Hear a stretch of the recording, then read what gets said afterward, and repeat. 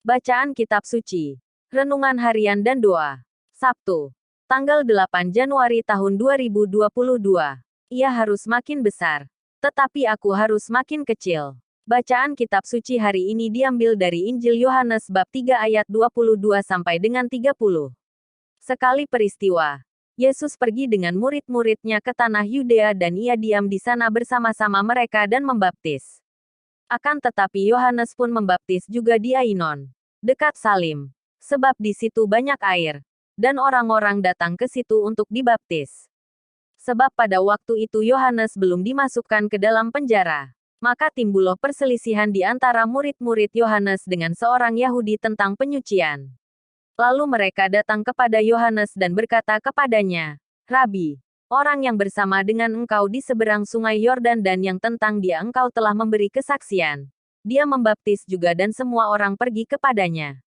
Jawab Yohanes, "Tidak ada seorang pun yang dapat mengambil sesuatu bagi dirinya, kalau tidak dikaruniakan kepadanya dari sorga.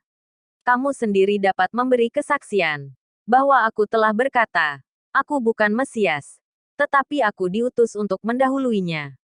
Yang empunya mempelai perempuan, ialah mempelai laki-laki, tetapi sahabat mempelai laki-laki, yang berdiri dekat dia dan yang mendengarkannya, sangat bersukacita mendengar suara mempelai laki-laki itu.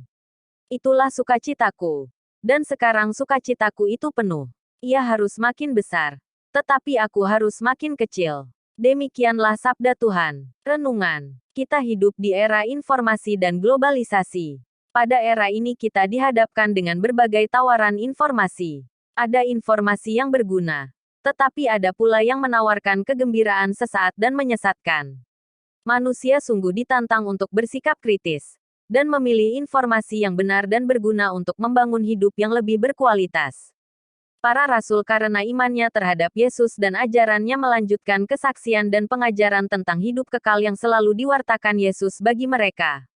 Para rasul giat mengajar dan mengajak pendengar untuk hidup dalam kebenaran Allah, yakni pertobatan dari cara hidup yang lama, yang dapat mendatangkan maut. Para rasul tahu bahwa dunia ini dikuasai oleh si jahat. Karena itu, mereka mengajak para pendengar untuk bertekun dalam doa. Doa dapat mengalahkan bujukan si jahat dan mengantar kita menuju kebenaran. Yohanes Pembaptis memiliki keberanian untuk bersaksi tentang Yesus.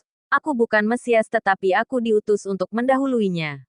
Pernyataan Yohanes mengungkapkan hati seorang pewarta yang jujur dan ikhlas. Selalu memposisikan diri sebagai pembuka jalan bagi sesama untuk datang kepada Yesus yang diwartakan. Tidak ada seorang pun yang dapat mengambil sesuatu bagi dirinya, kalau tidak dikaruniakan kepadanya dari surga. Yohanes bab 3 ayat 27. Menyadari apa yang kita miliki sekarang, dan memeliharanya dengan hati yang penuh syukur dapat membantu kita menerima kelebihan sesama sekaligus membebaskan kita dari pikiran jahat dan iri hati terhadap sesama yang memiliki talenta berbeda dengan diri kita.